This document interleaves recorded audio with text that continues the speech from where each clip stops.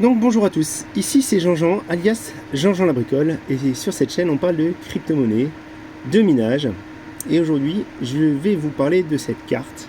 Donc cette carte c'est une Zotac Gaming Holo Black, c'est une 3070 Ti, et pour ceux qui ont suivi un petit peu la chaîne, vous avez pu voir en fait c'est une carte que j'ai repad par rapport à la température mémoire. Je l'ai repad avec plusieurs types de pads différents, mais j'étais pas toujours très satisfait avec les résultats obtenus.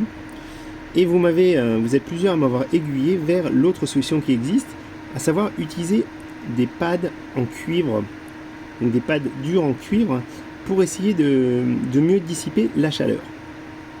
Et donc moi, j'ai testé sur cette carte et je vais vous partager les résultats que j'ai obtenus et vous expliquer un petit peu les différentes problématiques que j'ai rencontrées et ce que j'en pense.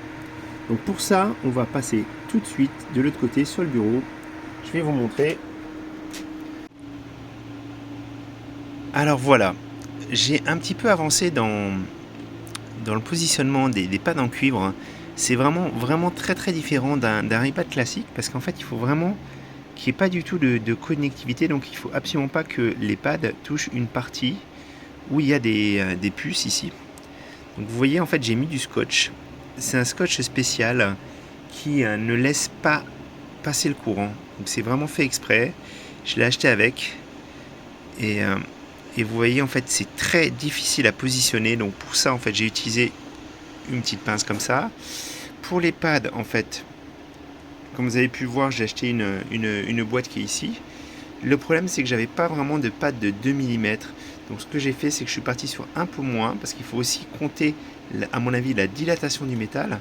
Donc je suis parti sur des pads de 1,8. Mais le problème c'est que j'en ai pas assez. J'en ai que 6.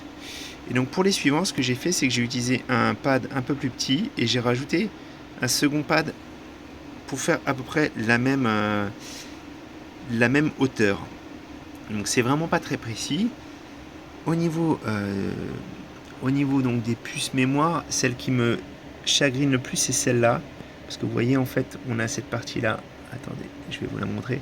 Cette partie-là qui est vraiment à côté et qui est vraiment un tout petit peu protubérante. Donc il va falloir que je fasse très attention. Mais normalement j'ai bien appliqué le scotch ici. Donc j'en ai fait dépasser. C'est parce que c'est vraiment pas facile à mettre. Puis j'ai celui-ci aussi qui m'embête beaucoup. Celui qui est là en fait. Vous voyez en fait celui-ci. Alors c'est difficile à voir mais on a des pads. Donc j'ai mis un petit peu scotch qui sera dans l'autre sens. Pour essayer d'éviter à tout prix quelques contacts que ce soit. Donc ça va être à moi de travailler précautionneusement. Alors là, je sais pas ce que je fais pour cela parce qu'en fait, ils sont extrêmement rapprochés. Donc vous voyez, on n'a pas le même écartement. En plus, les puces mémoire n'ont pas le même écartement ici et ici.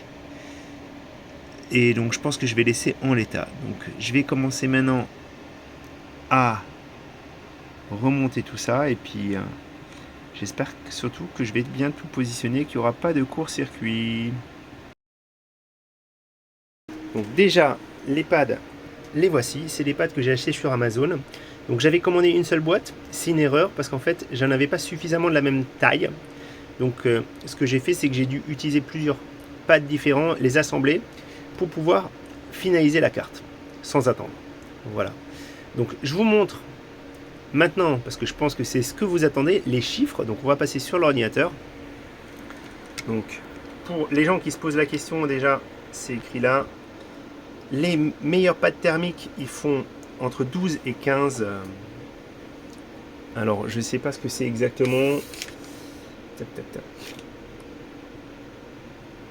C'est la conductivité. Donc, l'indice de conductivité est entre 12 et 15. Et les pads en cuivre, l'indice est de 400. Donc, c'est 20 fois plus conducteur que les meilleurs des pads. Plus de 20 fois plus conducteur. Donc, pour ceux qui regardent un petit peu, vous verrez ici, donc j'ai mes ventilateurs qui sont lancés. Et vous voyez, la première source d'insatisfaction, c'est j'ai la température du corps qui est montée. Je suis à plus de 70 degrés et j'ai un genre de thermothrottling au niveau du corps. Donc ça, c'est pour ça que je suis en partie mécontent de ce que j'ai fait. Parce que vous allez pouvoir voir, je vais vous montrer tout de suite la température mémoire. Et là, par contre, c'est formidable. Regardez. Donc vous avez les températures, donc j'ai mon corps qui est à 72 degrés. Par contre, si vous regardez la température mémoire, elle est uniquement à 62-64 degrés. Donc elle ne monte pas. La température de la mémoire est sous contrôle. Par contre, j'ai une problématique, c'est la température du GPU. Donc là, je suis bon pour rouvrir la carte. Je pense que tout simplement, je n'ai pas appliqué avec assez d'insistance, je n'ai pas assez appuyé sur les pads en cuivre.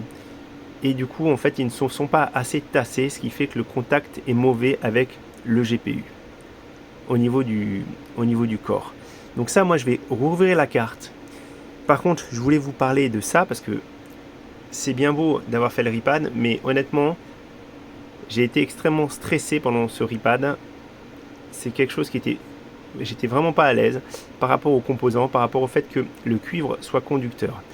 J'ai dû redécouper certaines plaques de cuivre pour pouvoir fermer ma carte, autrement je ne pouvais plus la fermer. J'ai l'impression qu'en fait, même si j'ai bien fait ça, j'ai essayé d'être très précautionneux, c'était pas parfait et j'ai vraiment eu peur que la carte ne fonctionne plus quand je l'ai réassemblée. Et en plus de ça, donc là, moi j'ai cette problématique. Alors je pense que c'est vraiment lié au fait que j'ai pas osé appuyer assez fort, mais c'est quelque chose, j'en ai mis un peu partout, la pâte thermique. C'est beaucoup moins propre que quand on applique des pads et du coup c'est un peu plus complexe la mise en œuvre.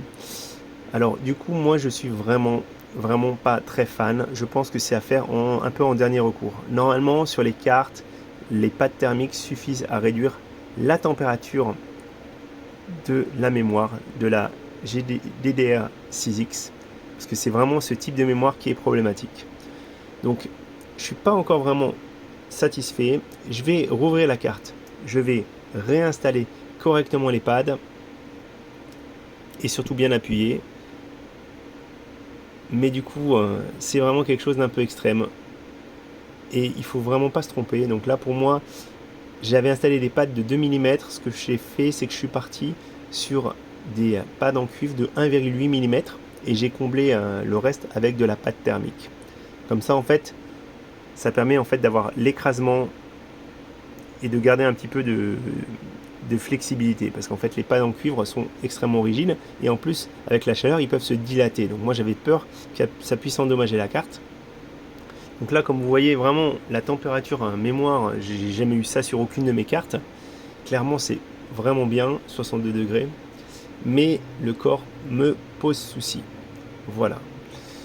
Bon, j'espère que ça vous a intéressé. Je vous conseillerais vraiment pas de le faire, ou alors il faut vraiment que vous soyez très méticuleux, parce que là pour le coup c'est vraiment pas juste appliquer de la pâte thermique, bien la mettre à un tel ou tel endroit. Non, il faut appliquer le scotch, il faut mettre de la pâte thermique, il faut bien s'assurer qu'on a les bonnes dimensions, il faut parfois un petit peu voilà, improviser.